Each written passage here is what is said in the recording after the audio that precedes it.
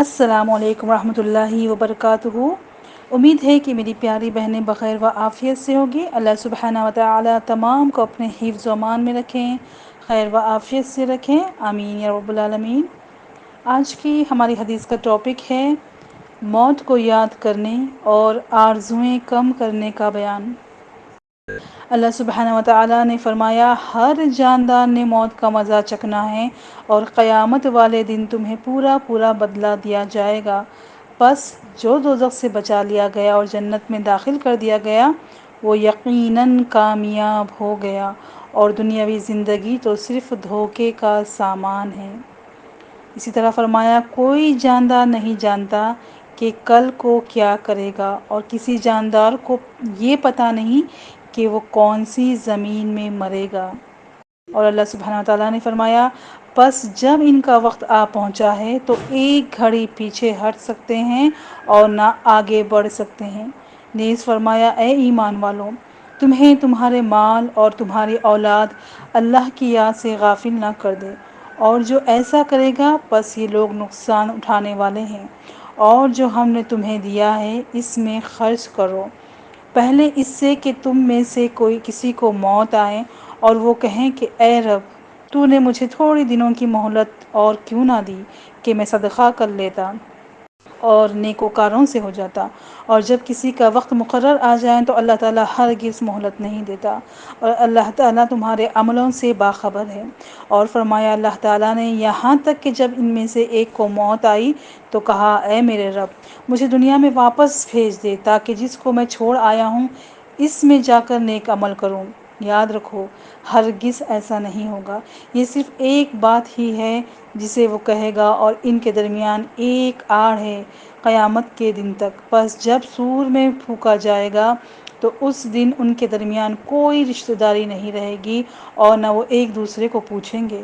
پس جس کا پلہ بھاری ہو گیا وہی لوگ کامیاب ہوں گے، اور جس کا ہلکا ہوگا بس یہی لوگ ہیں جنہوں نے اپنی جانوں کو خسارے میں ڈالا، اور یہ جہنم میں ہمیشہ رہیں گے۔ ان کے چہروں کو آگ جھلستی ہوگی اور ان میں وہ تیوری چڑھائے ہوتے ہوں گے۔ ان سے کہا جائے گا، کیا تم پر میری آیتیں پڑھی نہ جاتی تھیں؟ پس تم انہیں جھٹلاتے تھے۔ اور وہ کہیں گے، ہم پر ہماری بدبختی غالب آ گئی اور ہم گمراہ لوگ تھے۔ اے رب ہمارے، ہمیں اس جہنم سے نکال لے، پھر اگر ہم دوبارہ تیری نافرمانی کریں تو یقیناً ہم ظالم ہیں۔ اللہ تعالیٰ فرمائے گا، اسی میں ذلیل وخوار ہو کر رہو اور مجھ سے بات نہ کرو۔ آگے آیات اللہ کے اس فرمان تک، تم زمین میں کتنے برس رہے؟ وہ کہیں گے، ایک دن یا دن کا کچھ حصہ۔ پس تو گنتی کرنے والے فرشتوں سے پوچھ لے۔ اللہ فرمائے گا، تم واقعی تھوڑا ہی رہے۔ اگر تم جانتے ہوتے، کیا تم نے یہ گمان کیا تھا کہ ہم نے تمہیں بے مقصد بیکار پیدا کیا، اور یہ کہ تمہاری طرف نہیں لوٹائے جاؤ گے؟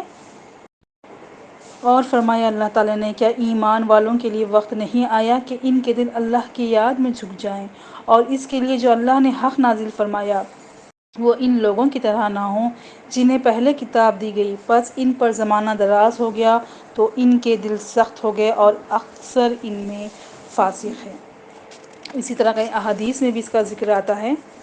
حضرت ابن عمر سے روایت ہے کہ رسول صلی اللہ علیہ وسلم نے میرا کندھا پکڑا اور فرمایا، تم دنیا میں اس طرح رہو گویا پردیسی ہو یا جیسے رہ کر گزر ہوتا ہے۔ اور حضرت ابن عمر رضی اللہ تعالیٰ عنہ فرمایا کرتے تھے، جب تم شام کرو تو صبح کا انتظار نہ کرو، اور جب صبح کرو تو شام کا انتظار نہ کرو، اور اپنی تندرستی کے زمانے میں اپنی بیماری کے لیے اور اپنی زندگی میں اپنی موت کے لیے تیاری کر لو۔ یہ بخاری کی حدیث ہے۔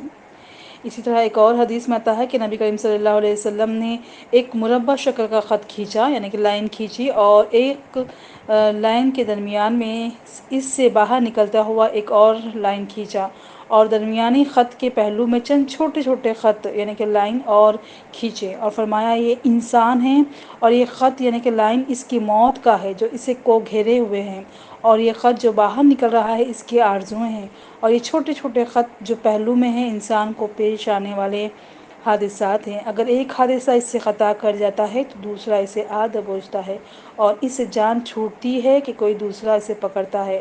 یہ بخاری کی حدیث ہے۔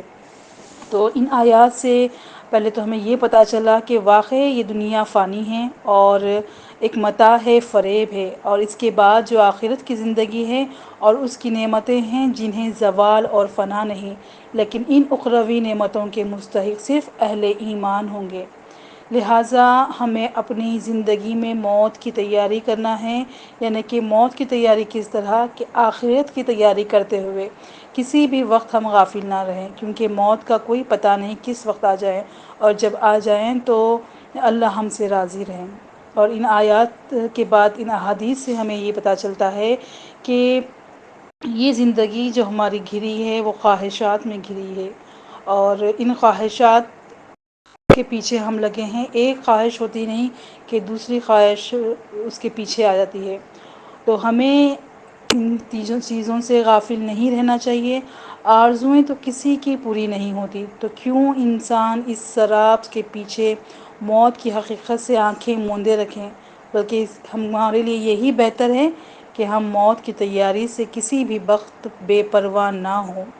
اللہ سبحانہ و تعالیٰ ان احادیث کو، ان آیتوں کو سننے کے بعد ہمیں عمل کی توفیق عطا فرمائیں، اور جس وقت کے لیے ہمیں ڈرایا گیا ہے اس کی تیاری کرنے والوں میں ہم تمام کو شامل فرمائیں۔ جزاکم اللہ خیر۔ السلام علیکم ورحمۃ اللہ وبرکاتہ۔